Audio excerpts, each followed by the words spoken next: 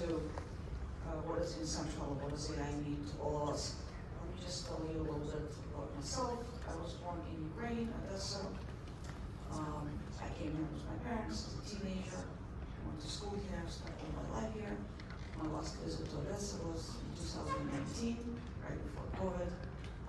And of course, I have friends there. We had an office, RingCentral had an office in Ukraine, and the work that Nick has done with Know Ukraine is just incredible in support of a country that's has been just so brutally attacked.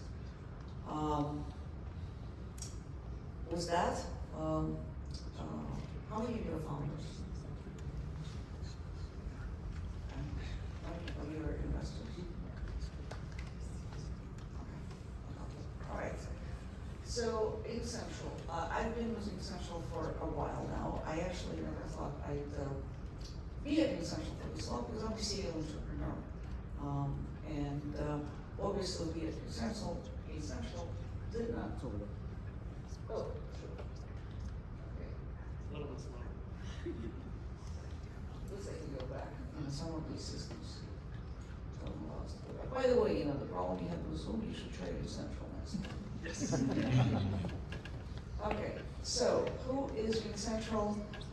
We're all-in-one AI communications platform. You just heard from Andrew. I'm not nearly as good of an authority on AI, but I can tell you that AI has redefined what every one of us does, what corporate America does, what we do at RingCentral, and what our customers do. And 2 years ago, I would have just said we're all-in-one communication. We're all-in-one communication platform. Now we've really moved to be an AI communications platform. Our entire portfolio now encompasses AI. Now imagine for a company our size, or $2.5 billion plus in revenue, public company, to have to redefine its portfolio with AI, inject AI in every product, release new products. Obviously, we didn't start 2 years ago or 3 years ago when ChatGPT was released, but this is, I'm not going to go through all the products, I'm just going to tell you we do all your phone systems in the cloud, and we're the largest out there. We do your contact center in the cloud, and we do all of the AI around it, such that when you call a business, you talk to a receptionist, you talk to an agent, the analysis of what goes on in these conversations, the life assistance in these conversations, and then insights to the business. This is the entire portfolio. We can do it on a phone call, on a chat, on SMS, or video. So, any of you who are not building companies that are touching AI somehow, the founders? No one. Okay, so that tells you we're doing the same thing. That does not mean that we have over 500,000 customers that run on RingCentral worldwide, and some of them are still adopting. But a lot of them are asking, how do I do better with AI? What does it mean? RingCentral is a mission-critical system. Voice is mission-critical. We come from voice. We're the largest out there in the world when it comes to processing voice minutes, paid voice minutes, so basically business voice minutes. Larger than Microsoft, despite maybe what you guys may think, larger than Zoom, larger than Cisco, in actual voice minutes on cloud phone systems. I don't know, this, I don't know what time of the day this snapshot was taken, but, this was like over 1 million minutes, like actually we're talking minutes, in an hour per day. So you can compute that, and I don't know if this was off peak or high peak, but we're global, so the globe actually shows you what that means. And with AI now, like you can actually do a lot of analysis on those conversations. And so a lot of what we're building is analyzing what actually are people saying and how does it help me run my business. What that means is all those people that are customers, they're all consuming this in some way or another. They're consuming the intelligence behind AI, or they're trying to make sense behind the intelligence behind that AI. And so those of you building companies or investing in companies, I mean, there's lots of adjacencies that come to mind that we work with, lots of verticals. We can't do all of it, so we work with startups, we work with larger companies to be able to complement and fulfill that. And as you kind of build your companies today, or you invest your companies today, we invest in companies, you, as a company, you have to think of how these things fit together. How do they work together? This is the key of the future. It's agents looking to agents, but agents doesn't mean AI agents. It means, people assisted with agents, agents looking to agents to people, and you can extrapolate and so on. And I don't know where this will take us. One example is, Entry produces an example of coders and programmers, coders, developers, and product managers. I don't know, ours now speaks through AI systems. They don't actually talk to each other directly necessarily. A lot of product requirements today are captured via AI, they're analyzed via AI. You gotta make sure that the use case that you submit as a developer is not something that was built already before, or how does it affect the rest of the system. It can now be done in minutes, seconds basically, probably. Could not have been done. True of business, any kind of business, and any problem you're solving, you're gonna use some sort of AI systems to solve that problem. Obviously, our job as RingCentral, this is what I present here today, is to transform business communications with AI, which is exactly what we're doing. The way that we think about it, and some of you kind of may relate to this, some of you may not relate to it, but people have conversational journeys. Conversational journeys means I do something before the conversation. What can I do before the conversation? I can talk to an AI receptionist. What does that mean? Instead of me answering routine phone calls, somebody else picks up the phone call, figures out, gives you basic answers. Such as, people still call to find out are you open. Simple, even that. Before, only receptionists could do it. A receptionist, that costs money. For a small business, they don't have money. For a large business, they have other problems. Money is always a challenge. During the conversation, same thing. I'm answering somebody's question on the phone, or I'm typing. There's an AI assistant that comes and helps you.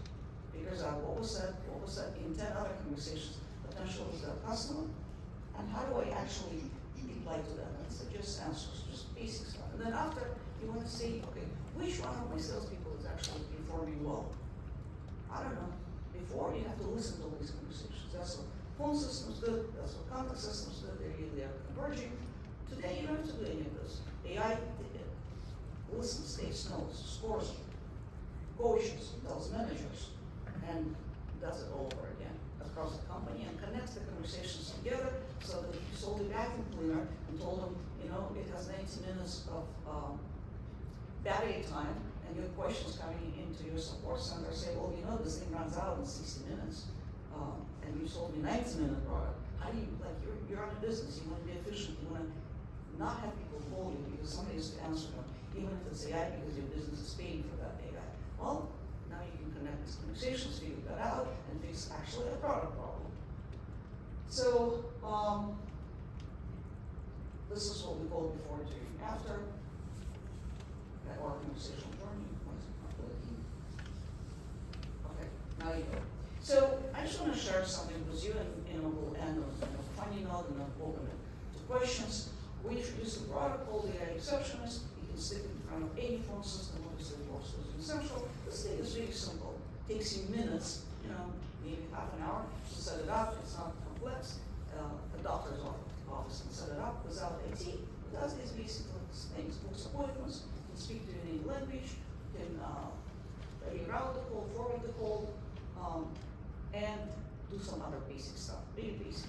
And customers, these are real customers, small and large, they love it. Why do they love it? Because it saves them time, makes them more efficient, it makes their customers happy.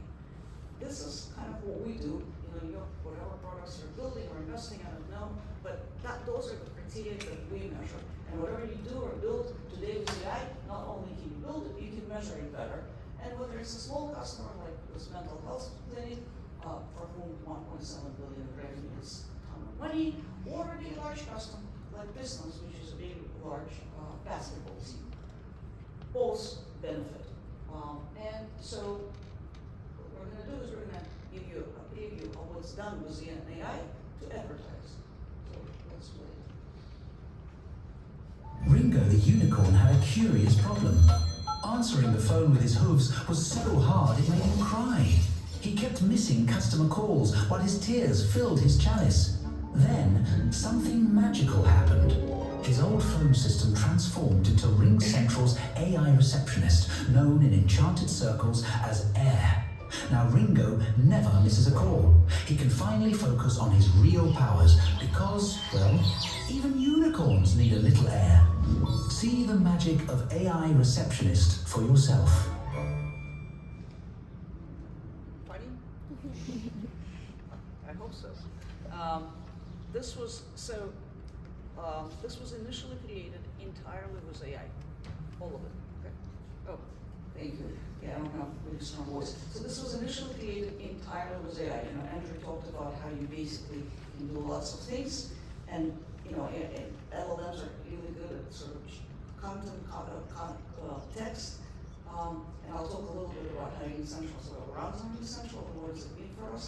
So we did the whole thing with AI entirely, like soup to nuts, okay?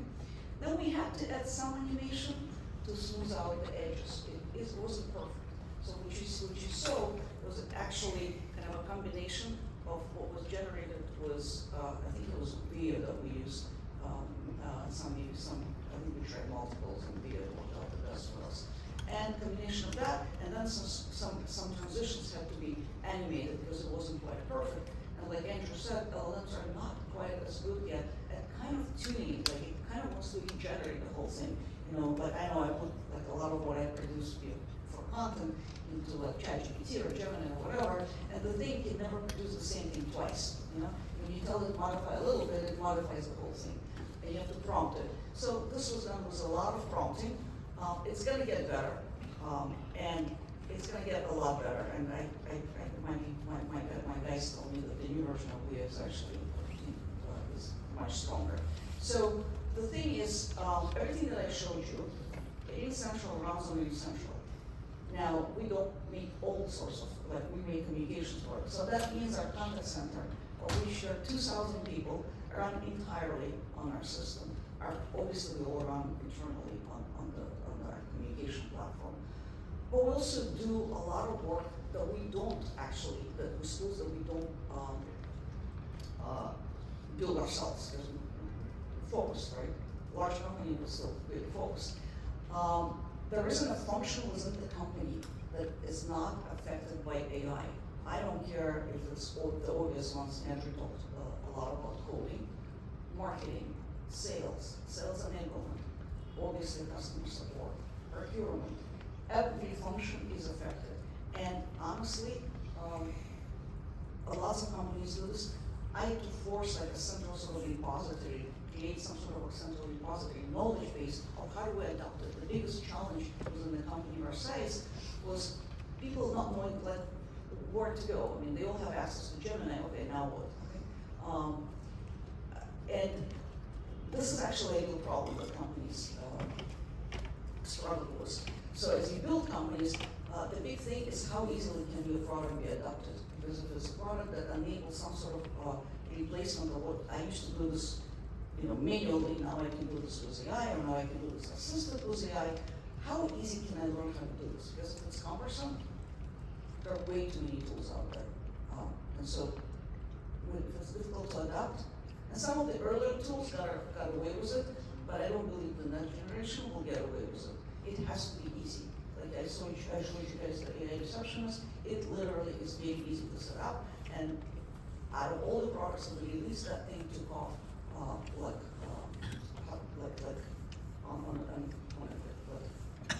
very rapid trajectory, because it was just easy.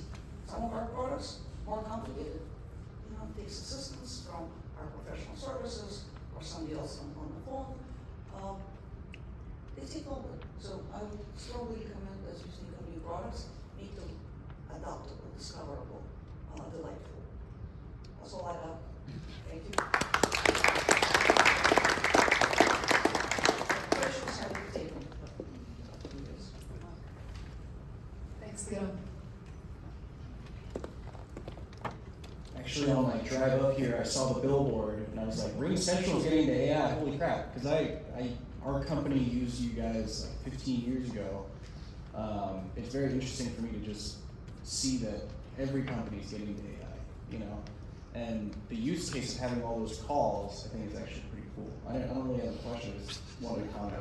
Well, thank you for being a customer.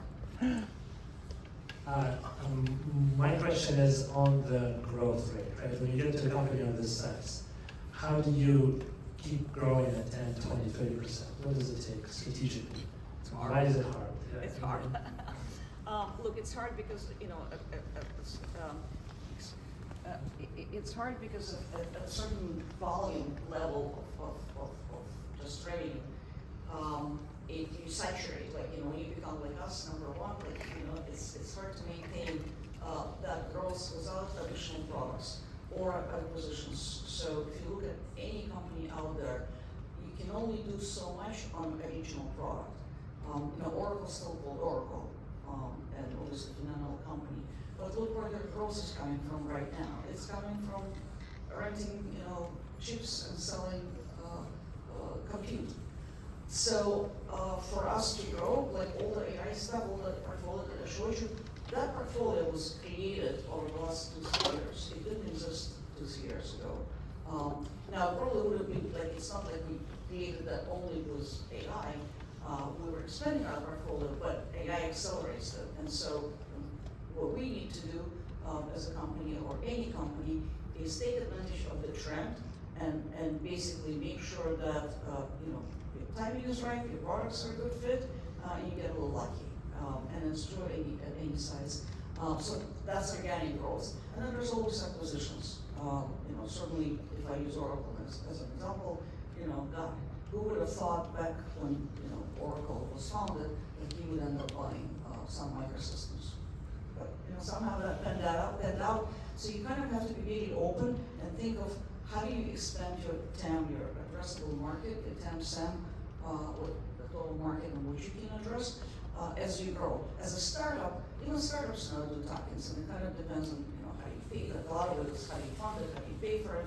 But you really need to make sure that whatever you do at any scale, whether it's your own or whether it's an acquisition, and it doesn't matter what the size is, that your sales motions can support it. Because if you doing these things in your sales motion, whether it's a direct motion, channel motion, viral motion, e-commerce, if it can't support it, then basically it's all for nothing.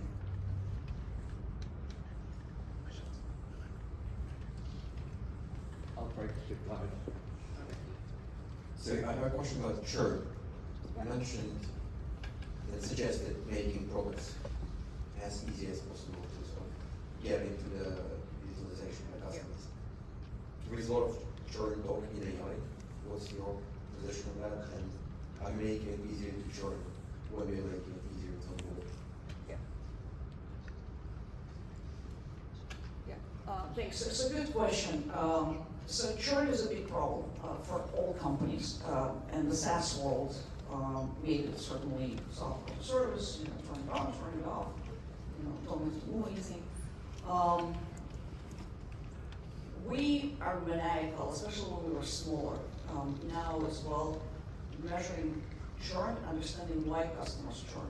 Typically, depending on the size of the customer, the smaller customers, if they can't onboard, they'll churn. So basically, let's say you have free trial.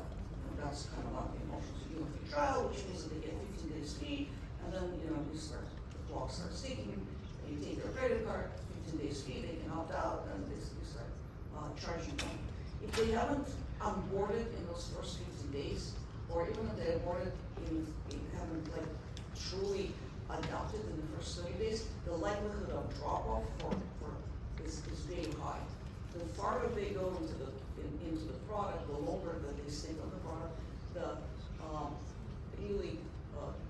the less likely they will churn unless they're not happy with the quality of the service or the feature set or something like that. And that becomes really important to monitor that and understand that. And again, for larger customers, they will, they can churn because, and smaller ones do too, if customers shut down or if they get acquired, the business has changed, needs change, price pressure. So all the churn signals are super important to understand and look at adoption. If if you sold them something and they're not using it, they will churn, I guarantee you that. If you get away with it, even for a year, they will churn. Now, usually they can't adopt it, sometimes just because they bought something that they don't need, but more than not, is because they don't know how to use it. And they never figured it out. Do you see more of that in AI? You know, I know you asked about AI, you know, it's actually a really good question. It's a little bit too early to tell, but certainly the hype behind AI produces maybe kind of more, oh, I got excited about it, but again, the problem is I got excited about it, the reason I'm gonna insure is because I don't know how to make it work. Like, it's not accurate. Well, let's say our AI exceptions. You bought it and the thing doesn't answer. You know, when you're open or closed, it tells you, tells the call or something else. They'll turn it off. Thank you. Sure. Next question. So you have to pretty much reinvent the company at some point with AI. Any advice on taking a fairly large company and sort of doing the complete reinvention? Yeah, well, thanks. So this is a good question because all companies reimagine themselves. Like RingCentral is a 45-year-old company.